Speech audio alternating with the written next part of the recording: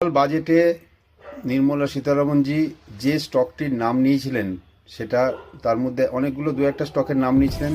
তার মধ্যে একটা স্টক হচ্ছে BHEL ভেল। এই ভেল স্টকটার মধ্যে কিন্তু একটা আপট্রেন্ড আসার চান্স আছে, কারণ এই স্টকটার উপরে ফোকাস করছে গভর্নমেন্ট।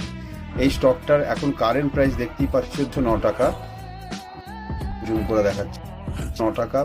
এই যে স্টকটা এখান থেকে কিন্তু একটা ডাউন ট্রেন্ডের পরে একটা রিজেকশন, এবং এটা আস্তে আস্তে ওপর দিকে যাওয়ার জন্য রেডি হচ্ছে।